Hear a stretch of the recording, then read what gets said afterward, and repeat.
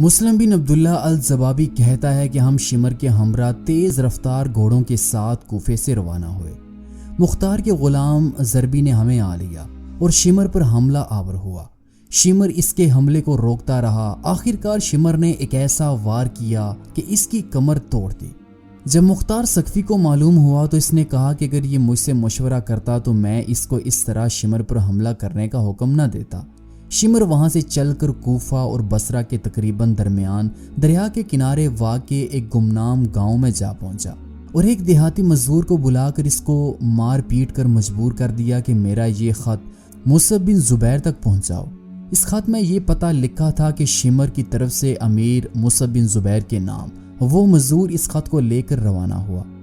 راستے میں ایک بڑا گاؤں آباد تھا۔ اس میں پہنچ کر وہ مزدور اپنے ایک جاننے والے مزدور دوست سے جا ملا اور اس سے شمر کی سختی اور زیادتی کی شکایت کر رہا تھا کہ اتفاق سے اسی گاؤں میں مختار کے محافظ دستے کا رئیس ابو عمر چند سپاہیوں کے ساتھ جنگی چوکی قائم کرنے کے لیے آیا ہوا تھا۔ اس وقت جب کہ وہ دونوں باتیں کر رہے تھے، مختار کا ایک سپاہی عبد الرحمن بن عبید وہاں سے گزرا۔ اس نے اس مزدور کے ہاتھ میں شمر کا وہ خط دیکھا اور پتہ پڑھ کر مزدور سے پوچھا کہ شمر کہاں ہے۔ مزدور نے بتا دیا۔ اس سپاہی نے فوراً آ کر ابو عمر کو بتایا۔ یہ اسی وقت اپنے سپاہیوں کے ساتھ اس کی طرف سے لے گئے۔ مسلم بن عبداللہ کہتا ہے کہ میں نے شمر سے کہا کہ ہمیں یہاں سے چلے جانا چاہیے کیونکہ یہاں مجھے خوف سا محسوس ہوتا ہے۔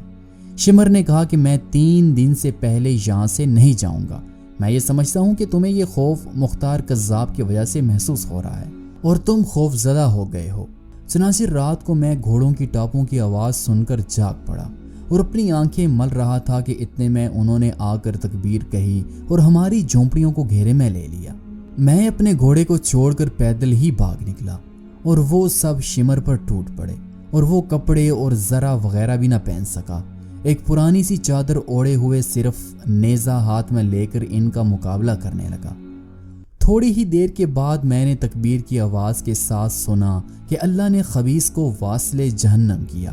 پھر اس کے بعد انہوں نے اس کی لاش کو کتوں کے آگے پھینک دیا۔ قاتلان حسین میں سے ایک حکیم بن طفیل الطائی بھی تھا۔ اس نے کربلا میں حضرت عباس علمبردار کے لباس اور اسلحے پر قبضہ کیا تھا اور سیدنا امام حسین علیہ السلام کو تیر مارا تھا۔